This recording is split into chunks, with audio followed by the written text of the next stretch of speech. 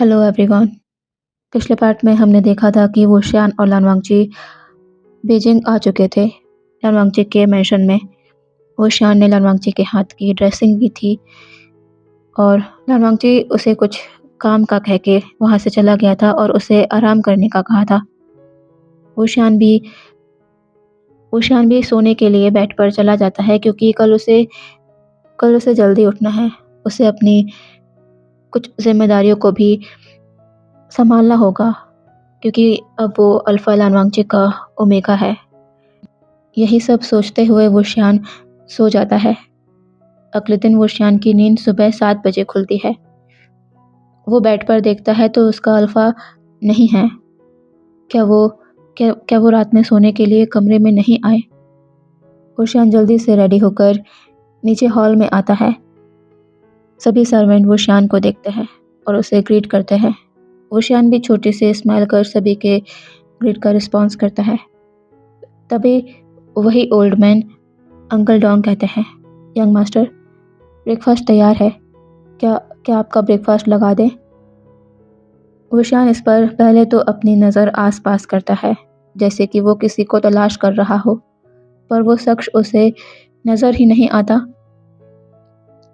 Uncle Dong कुछ समझकर कहते हैं, यंग मास्टर, क्या आप मास्टर को ढूंढ रहे हैं?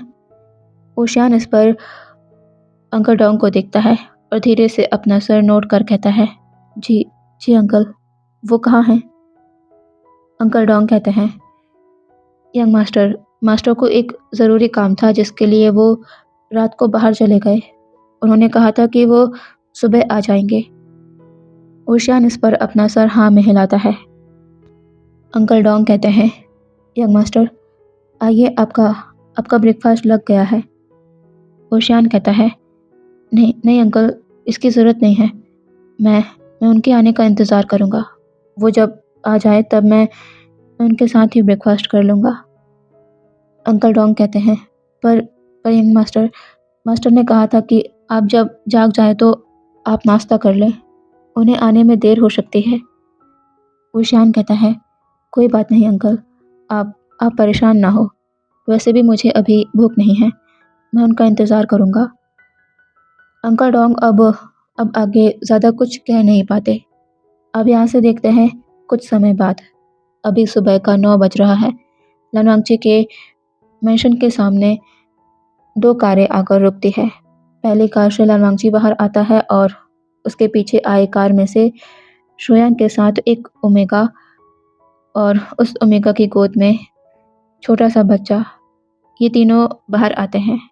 ये ओमेगा है साओ शिनचैन, जो शुयांग का ओमेगा है, और उनका 3 साल का बेटा। वो चारों मेंशन के अंदर आते हैं। लानवांगची को आता देख अंकल डोंग उनके पास आ जाते हैं। लानवांगची का पहला सवाल अंकल डोंग से यही होता है, अंकल, क्या यंग मास्टर ने नाश्ता किया? अंकल डोंग अपना सर नीचे कर कहते हैं, नहीं मास्टर, हमने बहुत रिक्वेस्ट की कि वो नाश्ता कर ले, पर उन्होंने कहा कि वो आपका इंतज़ार करेंगे। वो आपके आने के बाद आपके साथ ब्रेकफास्ट करेंगे। लानवांगची इस पर थोड़ी देर चुप रहने के बाद कहता है, क्या वो शान रूम में है? अंकल डोंग कहते हैं, नहीं मास्टर, हमने यंग मास्टर को पूरा घर दिखाया। फिर जब हम गार्डन पहुंचे तो यंग मास्टर ने कहा कि वो कुछ समय गार्डन में रुकना चाहते हैं, तो यंग मास्टर अभी वही हैं। हमने उनकी चाय भी वहीं पर पहुंचा दी थी। लानवांगजी ने ये सुना। वो अपना सर नोट करता है और एक ओमेगा मेड को देख कहता है, ओशियान को यहाँ आने को कहो। वो ओमेगा मेड जी मास्टर कहकर ओशियान को बुलाने चली जाती है। लानवांगजी अब शुयांग को देख कहता है, तुम लोग बैठो, मैं थोड़ी देर में आ रहा हूँ। शुयांग कहता है, हाँ वांगजी, हम यही हैं, तुम आराम से आ जाओ। लानवांगजी वहाँ से अपने कमरे की तरफ चला जाता है। उसके जाने के थोड़ी देर बाद ही ओशियान मेन डोर से अंदर की तरफ आ रहा है। उसे पता चला कि लानवांगजी आ गए हैं। वो जब हॉल में आता है तो 2 शख्स को देखता है जिन्हें वो नहीं जानता। ये लोग कौन हैं? शुयांग की नज़र वो शान पर जाती है। वो शाओ शिनचैन को देख कहता है, शिनचैन, यही है वांगजी का ओमेगा, वी वो शान। शाओ शिनचैन पीछे पलटकर वो शियान को देखता है और छोटी सी स्माइल कर कहता है, गुड मॉर्निंग, कैसे हैं आप? वो शियान वहाँ आता है। वो इन्हें नहीं जानता पर वो भी पोलाइटली शाओ शिनचैन को गुड मॉर्निंग विश कर कहता है, मैं ठीक हूँ, आप? शाओ शिनचैन कहता है, मैं भी ठीक हूँ। शुयांग ने जब मुझे बताया कि मिस्टर लान ने मैरिज कर ली है तो मैं बहुत ही उत्सुक था आपसे मिलने के लिए। आइए, हमारे साथ यहाँ आकर बैठिए। ओशियान स्माइल कर शाओ शिनचैन के साइड में आकर बैठ जाता है। शाओ शिनचैन अपना इंट्रोडक्शन देते हुए कहता है, मेरा नाम शाओ शिनचैन है, शुयांग का हस्बैंड, और ये हमारा बेटा है। ओशियान उस क्यूट से बेबी को देखता है और उसके गालों को पुल करते हुए कहता है, आपका बेबी बहुत ही प्यारा है। मेरा नाम है वी वुशियान। शाओ शिनचैन कहता है, हाँ, मैं जानता हूँ आपका नाम। पर शुयांग, मैं ये नहीं जानता था कि मिस्टर लान के ओमेगा इतने ज़्यादा खूबसूरत हैं। शुयांग कहता है, मैंने भी इन्हें आज ही देखा है, मैं कैसे तुम्हें बता सकता था? शुयांग अब ओशियान को देख कहता है, हमने आपको परेशान तो नहीं किया यूं यूं सुबह सुबह यहाँ आकर? ओशियान कहता है, अरे नहीं, नहीं, आप ये क्या कह रहे हैं? शुयांग अब कुछ देर सोच कर कहता है, एक मिनट, क्या क्या आपने मुझे पहचाना नहीं है? ओशियान इस पर कंफ्यूजिंगली शुयांग को देखता है। शुयांग कहता है, मतलब आप मुझे नहीं पहचान पाए? मैं वही हूँ जो कल आपसे मिला था, मिस्टर शू। शुयांग नाम है मेरा। ओशियान जब ये सुनता है, मिस्टर शू, तो उसे याद आता है वही शख्स जो उसे ब्रॉथल से ले गया था। तो क्या ये वही हैं? ओशियान ओशियान कहता है, मुझे मुझे माफ़ करिएगा, मैं आपको पहचान नहीं पाया। ओशियान अब थोड़ा सर झुकाकर कहता है, और और धन्यवाद जो आपने किया। मैं आपका जितना थैंक यू कहूँ उतना कम है। शाओ शिनचैन कहता है, अरे आप ये क्या कह रहे हैं? आप ऐसा मत करिए, हम सभी अब एक फैमिली की तरह हैं और फैमिली ही फैमिली के काम आती है। आपको उन सब बुरी बातों को भूल जाना चाहिए, बल्कि उस सफ़र पर ध्यान देना चाहिए जो कल से शुरू हो गया है, आपका आपके हस्बैंड मिस्टर लान के साथ। वुशियान इस पर अपनी नज़रें झुका लेता है। शुयांग कहता है, शाओ शिनचैन, तुम सही कह रहे हो। तभी सभी ने देखा लनवांगजी सीढ़ियों से नीचे आ रहा है, रेडी होकर। वुशियान की नज़र लनवांगजी पर पड़ी और सेम टाइम पर लनवांगजी ने भी वुशियान को देखा। लनवांगजी की ये गहरी आंखें पता नहीं क्यों वुशियान को कमज़ोर सा कर देती है। वो ज़्यादा देर तक लनवांगजी की इन आंखों में देख ही नहीं पाता। लनवांगजी वहाँ आकर कहता है, क्या हुआ? शुयांग कहता है, कुछ नहीं, बस इंट्रोडक्शन चल रहा था। लनवांगजी कहता है, शाओ शिनचैन लनवांगजी को देख कहता है, कंग्रेचुलेशन मिस्टर लान, आपने फाइनली वेडिंग कर ली। आपका ओमेगा बहुत ही प्यारा है। लनवांगजी इस पर अपनी नज़र वुशियान पर करता है, फिर शाओ शिनचैन को देख अपना सर नोट कर कहता है, थैंक यू। वो सभी फिर साथ में ब्रेकफास्ट करते हैं। ब्रेकफास्ट के बाद वुशियान और शाओ शिनचैन किचन में थे और शुयांग लनवांगजी के साथ हॉल में बैठा हुआ था। शुयांग कहता है लनवांगजी को देखकर, क्या ये सच है कि तुम रात में घर नहीं आए? लनवांगजी इस पर अजीब नज़रों से शुयांग को देखता है, जिसका मतलब शुयांग समझ गया है। वो कहता है, हाँ, मैं जानता हूँ कि तुम पहले भी काम से रात में बाहर रहा करते थे, पर तुम्हें नहीं लगता कि अब कुछ बदल गया है? तुम्हारा हस्बैंड है जो तुम्हें घर पर चाहेगा, तुम्हें ये समझना चाहिए। लनवांगजी के एक्सप्रेशन इस पर थोड़े कोल्ड हो जाते हैं। वो कहता है, मैंने मैरिज ज़रूर कर ली है पर मैं बदला नहीं हूँ, और वैसे भी तुम जानते हो कि ये मैरिज किस हालात में हुई है। शुयांग कहता है, वांगजी, क्या कह रहे हो तुम? वो हस्बैंड है तुम्हारा, और हर ओमेगा की अपने अल्फा से एक्सपेक्टेशन तो होती ही है। तुम अब वो वांगजी नहीं रह सकते जो प्यार से नफरत करता है। हाँ, जानता हूँ तुम मैरिज नहीं करना चाहते थे, पर अब तुम मैरिड हो, वांग जी। चाहे हालात कुछ भी रहे हो, तुम्हें उसके लिए तो अपने ख़यालातों को बदलना होगा। लनवांग जी कहता है, ऐसा कुछ भी नहीं होगा। कुछ महीनों बाद उसका मेडिकल एंट्रेंस एग्ज़ाम होना है। उसके बाद मैं उससे कह दूँगा कि वो मुझसे कोई भी एक्सपेक्टेशन ना रखे। हाँ, वो मेरा ओमेगा है और मैं उसका अल्फ़ा, पर हमारे बीच मैरिड कपल जैसा रिश्ता नहीं हो सकता। मैं उससे ये कह दूँगा।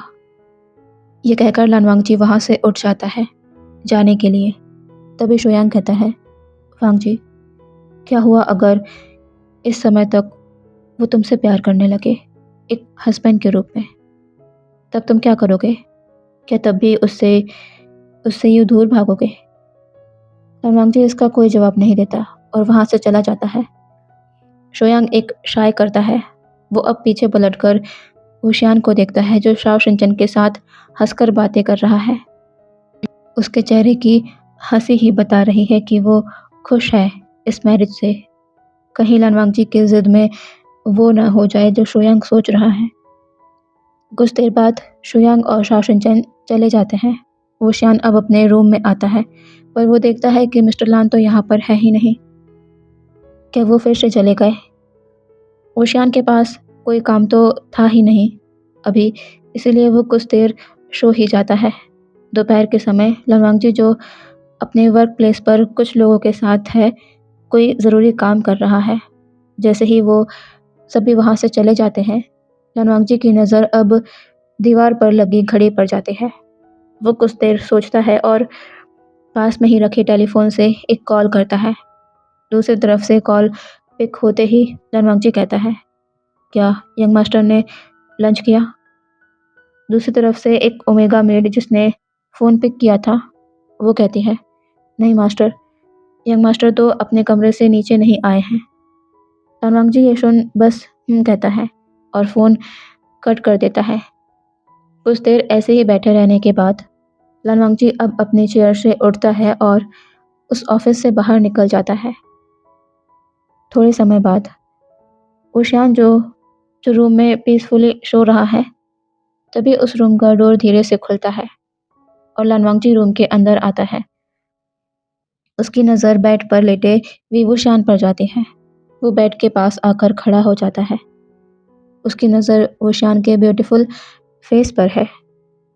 लनवांग जी असमंजस में है कि क्या वो वूशान को जगाए लंच के लिए या फिर नहीं, पर उसे खाना तो खाना होगा। यही सोचकर लनवांग जी वूशान को जगाने का डिसाइड करता है। वो वो लो वॉइस में वूशान का नाम लेता है। वूशान, वूशान। वूशान जो गहरी नींद में था, उसे लग रहा है कि उसका उसका अल्फा उसका नाम पुकार रहा है। वूशियान झट से अपनी आइज़ ओपन करता है और उसकी नज़र सीधे जाती है अपने सामने खड़े लनवांगजी पर। वो उसे देखकर बेड पर उठकर बैठ जाता है और कहता है, आप आ गए? लनवांगजी कहता है, तुमने लंच नहीं किया है, पहले कुछ खा लो, फिर सो जाना।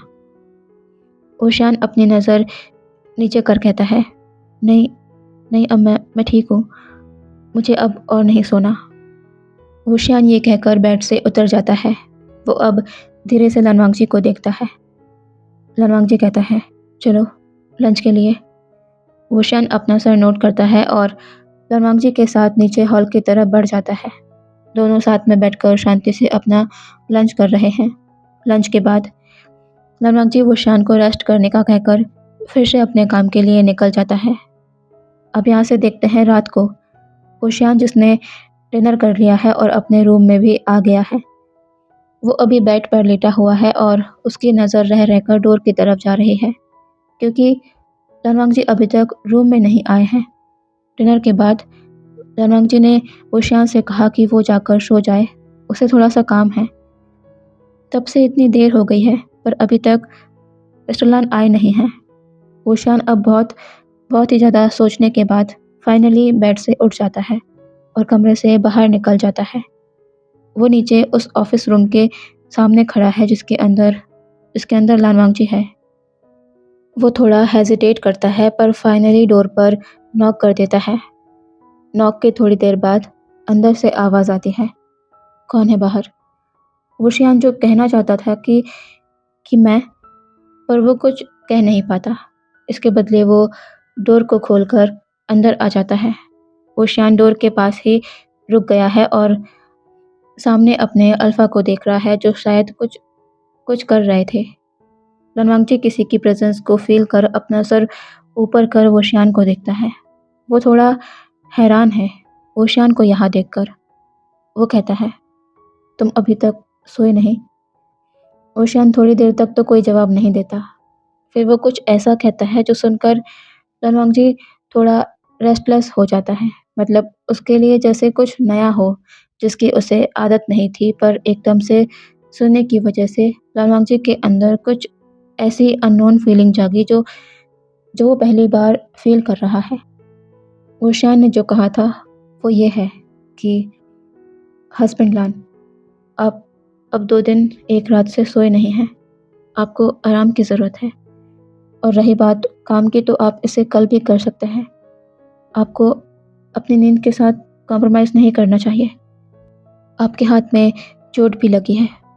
मेरे साथ रूम में चलिए, मुझे वुंड्स की ड्रेसिंग चेंज करनी है। फिर आप सो जाइएगा। अपने आप को इतना स्ट्रेस देना आपकी सेहत के लिए अच्छा नहीं है। मैं आपका रूम में इंतज़ार कर रहा हूँ। इतना कहकर वुशियान पलट जाता है और रूम से बाहर चला जाता है।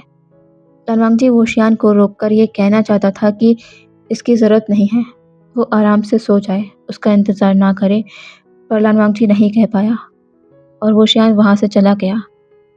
रनवांगजी कुछ देर वही शांति से बैठा रहा, पर जब उसे वुशियान की कही बातें याद आई तो उसे ना चाहते हुए भी अपने रूम में जाना पड़ा। रनवांगजी रूम में एंटर करता है।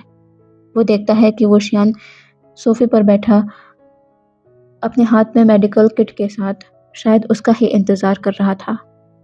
वुशियान रनवांगजी को देखकर खड़ा हो जाता है। रनवांगजी वुशियान के पास आकर उस सोफे पर बैठ गया है। वुशियान रनवांगजी के हाथ की पट्टियों को बदल रहा है। उन दोनों के बीच गहरा साइलेंस है। ना रनवांगजी कुछ कह रहा है, ना ही वुशियान कुछ कह रहा है।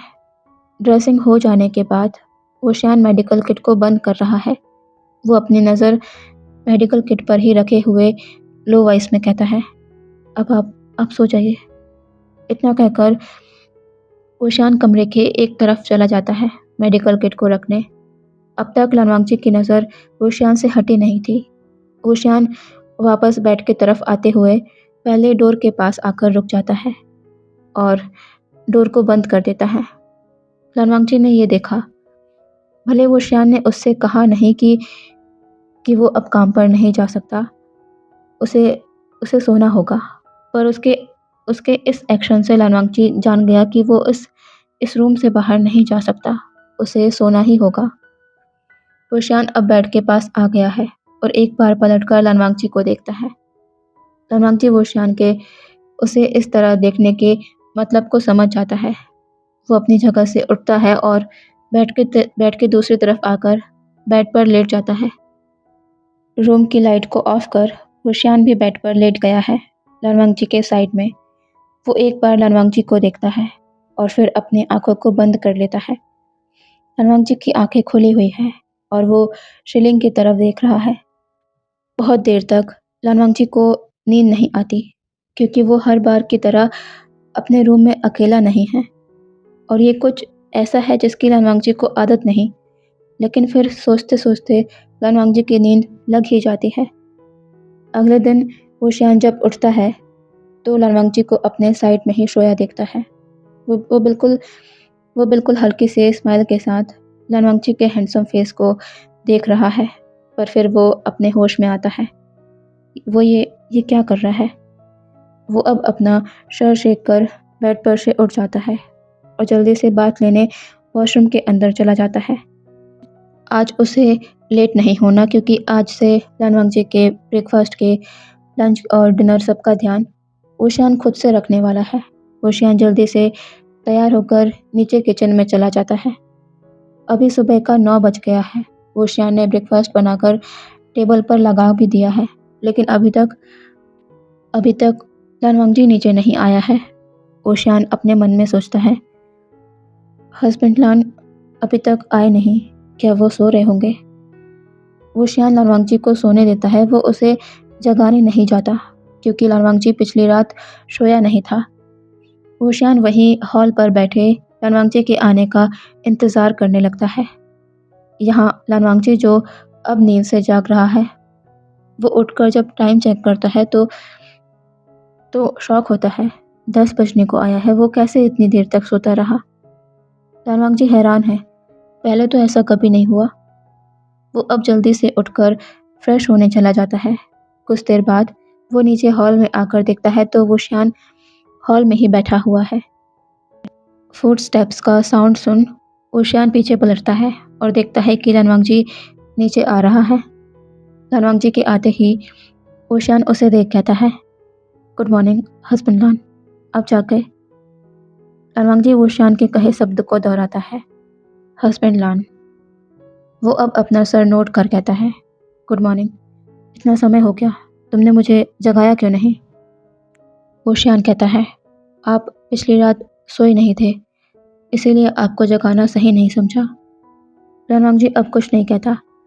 ओशियान और लालवांगजी साथ में अपना ब्रेकफास्ट करते हैं और लालवांगजी हमेशा की तरह अपने काम पर निकल जाता है। ऐसे करते हुए पूरे 15-16 दिन बीत चुके हैं। लालवांगजी और ओशियान की वेडिंग हुए। इन दिनों बहुत कुछ बदला है ओशियान और लालवांगजी दोनों की ज़िंदगी में, पर सबसे ज़्यादा इससे जो अफेक्ट हो रहा है वो है लालवांगजी। ओशियान के लिए बदलाव बस ऐसा है कि वो एक नई जगह पर रह रहा है, आज़ादी से रह रहा है, वहाँ अपने आप को ढाल रहा है।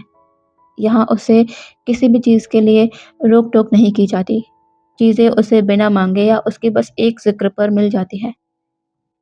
वो एक पर्सन को समझने की कोशिश कर रहा है, उसकी ज़िंदगी में खुशी और प्यार के रंग घोलने की कोशिश कर रहा है। जो पर्सन उसका हस्बैंड है, उसका अल्फा, वहीं इसके उलट लालवांगजी, उसके साथ ऐसा कुछ भी नहीं है। लालवांगजी जो अभी बेड पर लेटा हुआ है, वो अपनी नज़र नीचे करता है।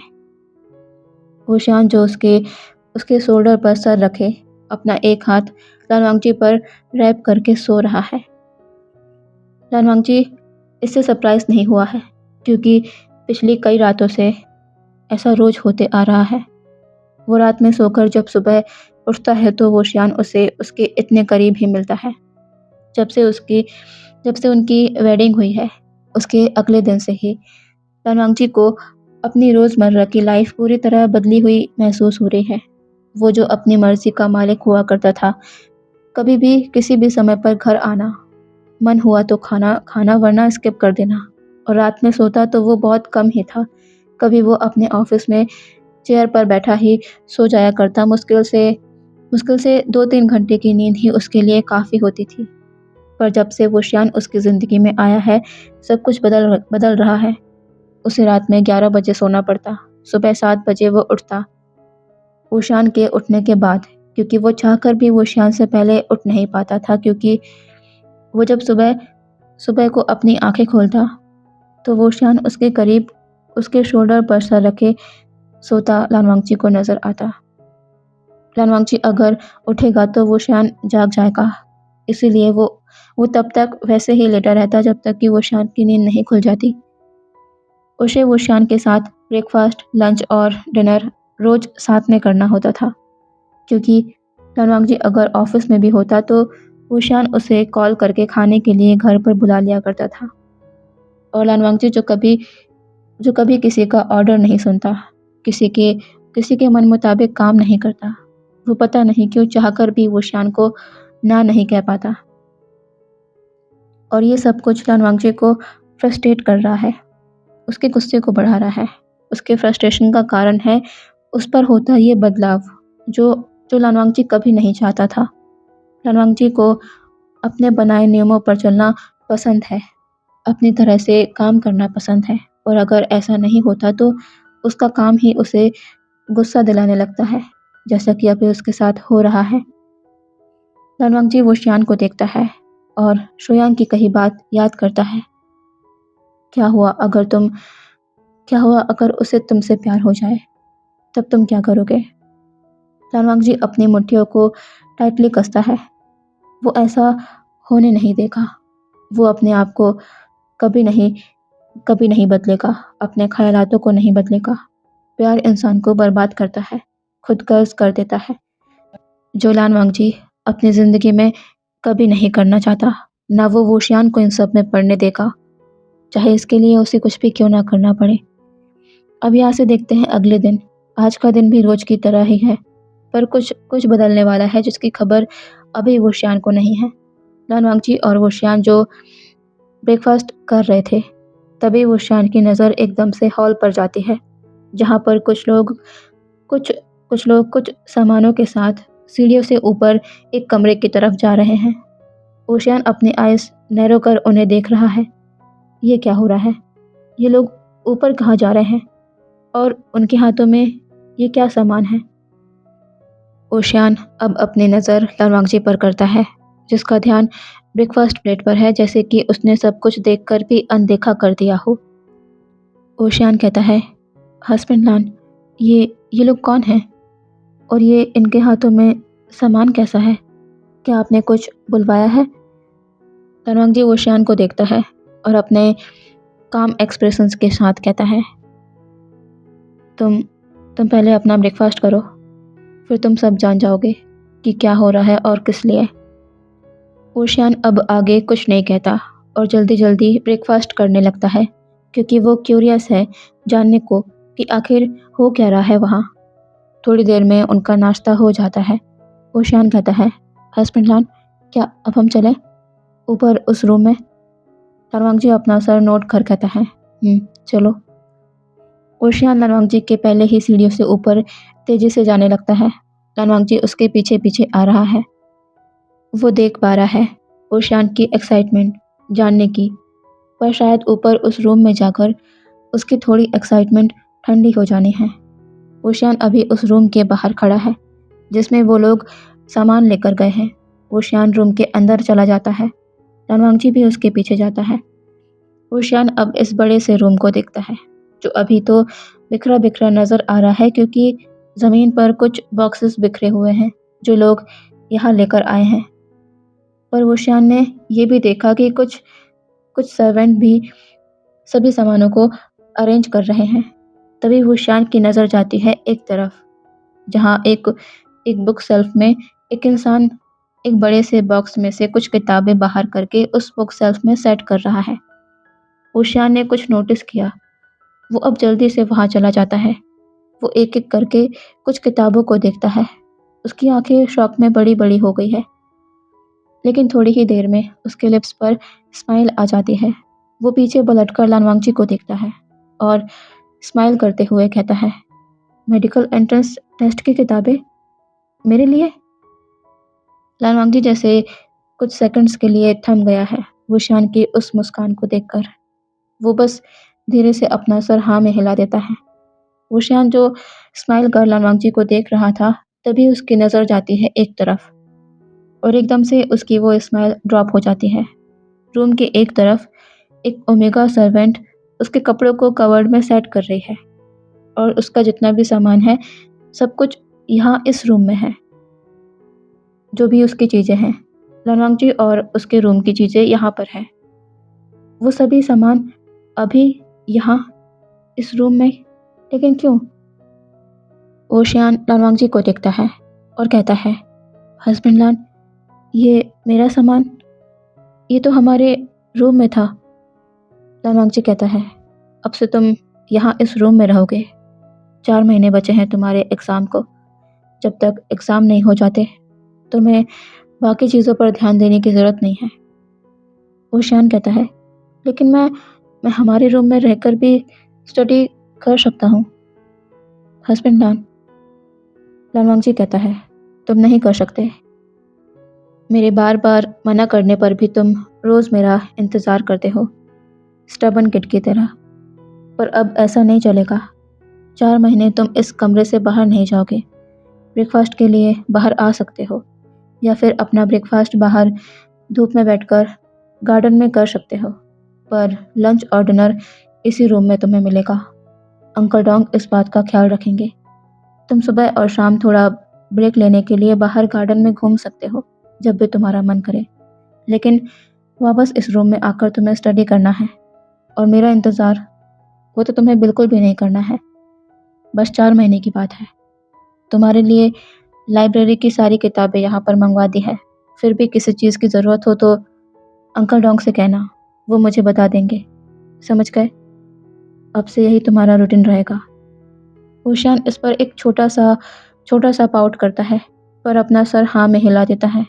तनवांगची की धड़कनें एकदम से तेज हो गई है ओशियान के इस एडोरेबल फेस को देखकर। ओशियान कहता है, मैं मैं कल से अपनी स्टडी स्टार्ट करूँगा, पर आज तो मैं हमारे रूम में सो सकता हूँ ना? तनवांगची कहता है, ठीक है, मैं अब निकल रहा हूँ। तुम यहाँ पर रुक कर देखो कि तुम्हें किस जगह पर क्या चाहिए, कहाँ तुम कंफर्टेबल रहोगे स्टडी करने में। ओशियान सैड फेस के साथ ही अपना सर हाँ में हिला देता है। तनवांगची को पता है ओशियान इससे सैड है, पर यह ज़रूरी है ओशियान की स्टडी के लिए भी, और उसके दिमाग से वो सारी अननेसेसरी चीज़ों को बाहर करने की, जिन पर ओशियान को ध्यान नहीं देना चाहिए। लालवांगजी वहाँ से चला जाता है। अब यहाँ से देखते हैं अगले दिन। ओशियान उसी रूम में खड़ा है जहाँ पर वो आज से रहने वाला है। ओशियान अपना मुंह लटकाते हुए एक चेयर पर बैठ जाता है। पहले वो समय ढूंढा करता था स्टडी करने के लिए, जो उसे मिलता नहीं था। उसका मन करता था कि कोई उसे एक कमरे में बंद कर दे तो वो आराम से अपने स्टडी कर पाए, और यहाँ आज वही हो रहा है उसके साथ, जो वो ओशियान चाहता था। पर उसे खुशी खुशी नहीं हो रही, बल्कि वो उदास है। क्या अब उसे यहाँ इस कमरे में सोना पड़ेगा? हाँ, कैसे गुजरेंगे अब 4 महीने? ओशियान फिर लालवांगची की कही बात को याद करता है। उन्होंने उस पर इतना भरोसा दिखाया है, तो क्या वो ओशियान बस ऐसे ही बैठा रहेगा? नहीं, बिल्कुल नहीं। उसे पढ़ना होगा, उसे मेडिकल एंट्रेंस एग्ज़ाम पास करना है। ओशियान अब अपनी सैडनेस को दूर करता है और सोचने लगता है कि वो कैसे, कहाँ से स्टार्ट करे अपनी स्टडी। तभी कुछ सोचकर ओशियान चेयर से उठ जाता है और कमरे में रखे टेलीफोन की तरफ बढ़ जाता है। वो एक नंबर डायल करता है। कुछ ही देर में कोई फ़ोन को पिक करता है और कहता है, हेलो, कौन? ओशियान कहता है, हेलो, वैनकिंग, मैं ओशियान बोल रहा हूँ। दूसरी तरफ फ़ोन पर वैनकिंग जो है वो हैरान होते हुए कहती है, ओशियान, तुमने आखिरकार इतने दिनों बाद मुझे कॉल कर ही लिया। कैसे हो तुम? क्या चल रहा है वहाँ? सब कुछ ठीक तो है ना? ओशियान कहता है, हाँ, सब कुछ ठीक है। तुम बताओ, तुम कैसी हो, और तुम्हारी प्रिपरेशन कैसे चल रही है? वैनकिंग कहती है, बहुत बढ़िया, सब कुछ ठीक चल रहा है। ओशियान कहता है, अच्छी बात है। वैनकिंग कहती है, और तुम बताओ, क्या तुमने तुमने स्टार्ट की अपनी स्टडी? क्या बात की तुमने अपने अल्फ़ा से? ओशियान लो वॉइस में अपने अपने आप में ही बड़बड़ाते हुए कहता है, कुछ बात करने की ज़रूरत ही कहाँ पड़ी, सब कुछ तो अपने आप ही हो गया। वैनकिंग कहती है, क्या? क्या कुछ कहा तुमने? ज़रूरत नहीं पड़ी? क्या ज़रूरत नहीं पड़ी? ओशियान कहता है, अरे नहीं, कुछ नहीं, वो मैंने इसी सिलसिले में तुम्हें कॉल किया है। वैनकिंग, क्या तुम मुझे अपने शॉर्ट नोट्स की कॉपी दे सकती हो? अभी उतना टाइम नहीं है टॉपिक्स सेलेक्ट करने का। वैनकिंग कहती है, अरे हाँ, ज़रूर, क्यों नहीं, मैं तुम्हें अपने अपने नोट्स भी भिजवा देती हूँ। ओशियान कहता है, अरे नहीं नहीं, नोट्स नहीं, वो मैं खुद बना लूँगा, बस शॉर्ट नोट्स और सिलेबस, वो बस। मैं ड्राइवर अंकल को संघाई भेजूँगा तुम्हारे घर, तो तुम उन्हें दे देना, वो यहाँ ले आएँगे। वैनकिंग कहती है, ठीक है, मैं कर दूँगी। और कुछ? ओशियान कहता है, नहीं, बस इतना ही, थैंक यू। वैनकिंग कहती है, थैंक यू की ज़रूरत नहीं, और कुछ की भी ज़रूरत हो तो मुझे बताना। ओशियान, बहुत कम समय है, जल्दी-जल्दी सब कुछ कवर करना, और बाकी कामों को कम समय देना। हो सके तो स्टडी को ज़्यादा समय देना, वरना अपने अल्फ़ा से कह दो कि कुछ समय की बात है, तुम बाकी कामों में अपना समय कम दे पाओगे। ओशियान कहता है, बाकी काम? तुम बाकी कामों की बात कर रही हो? वो भी घर के? सवाल ही पैदा नहीं होता। हस्बैंड लान ने मुझे एक एक दूसरे कमरे में शिफ्ट कर दिया है और उन्होंने स्ट्रिक्टली कहा है कि मैं सिर्फ सुबह और शाम को ही बाहर जा सकता हूँ, वो भी गार्डन तक, माइंड फ्रेश करने। बाकी पूरे टाइम मुझे इस कमरे में रहकर स्टडी करनी है। मेरा मेरा दोनों टाइम का खाना भी मेरे रूम में ही लाया जाएगा। मैं 4 महीने के लिए इस रूम में बंद हो गया हूँ। वैनकिंग ये सुनकर वो जो अपना काम कर रही थी, वो रुक जाती है और शॉकिंगली कहती है, "क्या? क्या कहा तुमने?" ये सब मिस्टर लान ने किया है, तुम्हारे स्टडी के लिए?"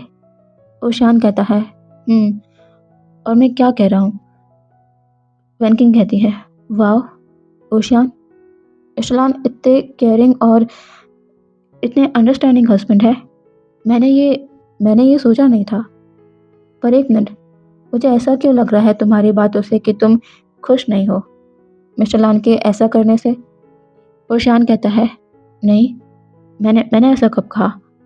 लेकिन लेकिन मैं हमारे रूम में रहकर भी तो स्टडी कर सकता था, पर मुझे यहाँ इस रूम में सोना पड़ेगा 4 महीनों तक।" वैनकिंग इस पर कुछ देर चुप रहने के बाद टीजिंग वे में कहती है, "ओशियान, कहीं तुम अपने हैंडसम अल्फा के चार्म में अपने अल्फा पर अपना दिल तो नहीं हार बैठे?" हुँ? ओशियान इस पर एकदम साइलेंट हो जाता है। वैनकिंग कुछ देर बाद कहती है, "ओशियान, क्या हुआ?" ओशियान कहता है, "कुछ नहीं, ऐसा कुछ नहीं है।" वैनकिंग कहती है, "अच्छा, पर तुम्हारी अभी कुछ देर पहले की खामोशी तो मुझे कोई और ही जवाब दे रही थी।" ओशियान कहता है, "वैनकिंग, तुम ज़्यादा सोच रही हो। मैं भी फ़ोन रख रहा हूँ। तुम नोट्स भिजवा देना। Bye bye." इतना कहकर ओशियान झट से फ़ोन रख देता है और अपने सीने में हाथ रख लेता है। उसका दिल ज़ोरों से धड़क रहा है। वो अपने गालों पर थपथपाता है जैसे वो खुद को होश में ला रहा हो। वो अब अपनी नज़र इधर-उधर कर स्टडी टेबल की तरफ चला जाता है और एक एक बुक को खोलकर बैठ जाता है, अपना ध्यान भटकाने के लिए। ऐसे ही ये दिन गुज़र जाता है, पर ओशियान के लिए ये दिन काटना बहुत ही मुश्किल था। अगले दिन ओशियान के नोट्स आ जाते हैं और वो अपने सीरियस स्टडी के काम पर लग गया था। कुछ दिन लगे ओशियान को अपने स्टडी ट्रैक पर लाने में, लेकिन फाइनली अब उसका पूरा फोकस अपने एग्ज़ाम पर था। ऐसे करके 2 महीने बीत गए हैं। ओशियान कम ही लानवांगजी को देख पाता था इन दिनों, पर लानवांगजी को ओशियान का एहसास उसके होने का एहसास हर दिन होता था, क्योंकि वो जब जब एक रात घर आया और डिनर के लिए बैठा तो उसे डाइनिंग टेबल पर अपनी अपनी सीट के पास एक पेपर मिला जिसमें लिखा हुआ था, "हस्बैंड लान, प्लीज़ अपना अपना डिनर स्किप मत करिएगा।" लानवांगजी अब रोज़ सेम सेंटेंस लिखा हुआ पेपर देखने लगा, वो भी अपनी जगह पर। वो इस पर बस अपना सर शेक कर देता है। पहले वो शियान का फ़ोन उसे टाइम पर डिनर के लिए प्रेज़ेंट कर दिया करता था, और अब ये पेपर, जो लालवांगजी चाहकर भी इग्नोर नहीं कर पाता। लालवांगजी कभी-कभी रात में ओशियान के रूम में चेक करने भी जाता कि वो ठीक से अपनी स्लीप ले रहा है या नहीं, या फिर स्टडी के लिए अपनी स्लीप के साथ कॉम्प्रोमाइज़ कर रहा है। पर ऐसा नहीं था, ओशियान स्टडी के साथ-साथ अपने स्लीप पर भी ध्यान दे रहा था। अगर वो एनर्जेटिक नहीं रहेगा तो पढ़ कैसे पाएगा? ऐसे ही आज भी लालवांगजी ओशियान के रूम में आया और उसने देखा ओशियान को सोफ़े पर लेटे और अपने हाथ में किताब को होल्ड किए, जो जो लगभग उसके हाथ से गिरने को तैयार है, क्योंकि ओशियान की आँख लग चुकी है, सोफ़े पर लेटे हुए ही। अगर ओशियान ज़्यादा देर तक वहाँ ऐसे ही सोया रहा, तो ये उसकी बॉडी के लिए पेनफुल होगा जब वो सुबह उठेगा तो, क्योंकि ओशियान बहुत ही अनकंफर्टेबल पोजीशन पर लेटा हुआ है, और शायद ऐसा ना हो कि ओशियान करवट बदले तो फ्लोर पर ही गिर जाए। तभी लानवांगजी ने देखा ओशियान की किताब उसके हाथ से गिर गई। लानवांगजी अब ज़्यादा देर नहीं सोचता और ओशियान की तरफ आगे बढ़ जाता है। वो एक बार ओशियान के सोते हुए चेहरे को देखता है और फिर ओशियान को अपनी आर्म्स में कैरी कर बेड की तरफ बढ़ जाता है। वो ओशियान को धीरे से बेड पर लिटाता है और उसे ब्लैंकेट से अच्छे से कवर कर देता है। अब जैसे ही लानवांगजी ओशियान से दूर होता है, तो अब उसने देखा ओशियान के फेस की तरफ। ओशियान की आंखें खुली हुई है और वो एकटक लानवांगजी को देख रहा है। लानवांगजी हैरान है। क्या क्या वो शान जाग गया? वो क्या सोच रहा होगा? लालवांग जी अपनी सफाई देते हुए कहता है, वो शान तुम उस सोफे से गिर सकते थे, इसीलिए। वो शान इस पर छोटी सी स्माइल कर कहता है, थैंक यू हस्बैंड लान। लालवांग जी बस अपना सर नोट करता है और वो शान को सोने का कहकर वहाँ से चला जाता है।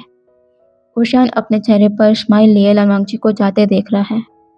वो अब कैसे आसानी से सो सकता है जब जब हस्बैंड लान ने उसकी नींद ही उड़ा दी है। ऊशान अपने अपने शर्ट से आती लालवांगची की सैंडलवुड फ्रेग्रेंस को इनहेल करता है और अपनी आंखों को बंद कर लेता है। यहाँ अब 2 महीने बीत गए हैं। आज वोशियान का एग्ज़ाम है। लालवांगची मैंशन के बाहर कार के पास खड़ा वोशियान के आने का इंतज़ार कर रहा है। थोड़ी देर में वोशियान वहाँ पर आ जाता है। लालवांगची कहता है कि अब हम चलें। वोशियान अपना सर हाँ में हिलाता है और कार में जाकर बैठ जाता है। लालवांगची भी उसके पास आकर बैठ गया है। लालवांगची ने नोटिस किया वोशियान के शेकी हैंड्स को। शायद वो थोड़ा थोड़ा नर्वस है। थोड़ी देर बाद वोशियान और लालवांगची एक स्कूल के सामने थे, जो कि वोशियान का एग्ज़ाम सेंटर है। वोशियान और लालवांगची कार से बाहर आते हैं। लालवांगची वोशियान के पास आकर कहता है, क्या तुम नर्वस हो? वोशियान इस पर कभी ना में तो कभी हाँ में अपना सर हिलाता है। लालवांगची आगे आकर वोशियान के शोल्डर पर हाथ रख उसे थोड़ा शेक करते हुए कहता है, रिलैक्स रिलैक्स करो खुद को। बस एक एग्ज़ाम देने ही जा रहे हो। इसे एग्ज़ाम की तरह ही दो। तुमने मेहनत की है तो सक्सेस तुम्हें मिलेगी। बस यही समझ कर जाओ कि जो तुमने पढ़ा है सब कुछ उसी में से आएगा। वोशियान अपना सर नोट करता है। लालवांगची कहता है, अब जाओ, ऑल द बेस्ट। वोशियान पलटता है जाने के लिए, पर फिर एकदम से वो लालवांगची के पास आकर उसके सीने से लग जाता है। लालवांगची अपनी ही जगह पर जम गया है। आसपास खड़े सभी गार्ड्स वोशियान और लालवांगची से पलट जाते हैं। वोशियान कहता है, थैंक यू हस्बैंड लान। आप क्या सच में मेरे एग्ज़ाम के बाद मुझे लेने नहीं आएंगे? लालवांगची अपना सर नीचे कर वोशियान को देखता है, जो अपना सर उसके चेस्ट में रखे हुए है। लालवांगची वोशियान को थोड़ा दूर करता है और कहता है, मैंने बताया ना, आज ज़रूरी काम है। मैं रात को ही घर वापस आ पाऊँगा और रात में तुम्हें मेरा इंतज़ार नहीं करना है। तुम जल्दी सो जाओगे। वोशियान इस पर मुँह बनाता है, पर कोई जवाब नहीं देता और कहता है, मैं अब जा रहा हूँ, आप भी जाइए। ये कहकर वोशियान तेज़ी से सेंटर के अंदर चला जाता है। लालवांगची बस अपना सर शेक कर उसे जाते देख रहा है। थोड़ी देर में वो भी अपने काम से चला जाता है। अब यहाँ से देखते हैं सीधे शाम को। वोशियान जो अभी स्कूल से वापस मैंशन पहुँचा है, वो कार से उतरकर मैंशन के अंदर बढ़ रहा है। वो मैंशन की डोर पर पहुँचा ही था और तभी तभी वोशियान के कान में टेलीफोन के रिंग करने का साउंड सुनाई देने लगता है। वोशियान ये सुनता है और बिना एक पल सोचे तेज़ी से टेलीफोन की तरफ भागता है। हॉल में मौजूद सर्वेंट और अंकल डोंग जो वोशियान के पीछे ही आ रहे थे, क्योंकि वो ही वोशियान को वापस लेने गए थे। वो सभी हैरानी से वोशियान को देख रहे हैं। वोशियान फ़ोन के पास आकर जल्दी से फ़ोन को पिक करता है और कहता है, हेलो हस्बैंड लान। दूसरी तरफ से लालवांगची कहता है, तुम्हें कैसे पता कि फ़ोन पर मैं ही हूँ? वोशियान कहता है, बस मुझे पता चल गया। मैं जानता था कि आप काम पर भी होंगे तो मुझे आज कॉल ज़रूर करेंगे। लालवांगची कहता है, वो सब छोड़ो, ये बताओ कि एग्ज़ाम कैसा गया? वोशियान स्माइल के साथ कहता है, बहुत अच्छा। आपने सही कहा था, जो मैंने पढ़ा था पेपर में सब कुछ वही था। लालवांगची कहता है, मैंने कहा था ना, तुम खामखा घबरा रहे थे। वोशियान इस पर कुछ नहीं कहता। थोड़ी देर बाद वोशियान कहता है, आप अब घर कब आएंगे? लालवांगची कहता है, मुझे देर रात हो जाएगी। क्यों, क्या कुछ चाहिए तुम्हें? वोशियान कहता है, नहीं, कुछ नहीं चाहिए। लालवांगची कहता है, ठीक है, मैं फ़ोन रख रहा हूँ, तुम जाकर आराम करो। वोशियान कहता है, ठीक है। लालवांगची फ़ोन कट कर देता है। वोशियान भी फिर अपने रूम में चला जाता है। आज से कुछ समय के लिए वो अब फ्री है सब कुछ से। तो इस पार्ट को मैं अभी यहीं रोकती हूँ। कल का पार्ट इंटरेस्टिंग होगा। आप सभी को बुरा लग सकता है वुशियान के लिए, क्योंकि लानवांगची की हरकतों से लग रहा है कि वो कोई ना कोई कांड करेगा। तो देखते हैं क्या करता है लानवांगची। फिर कल मिलते हैं। Okay, bye bye.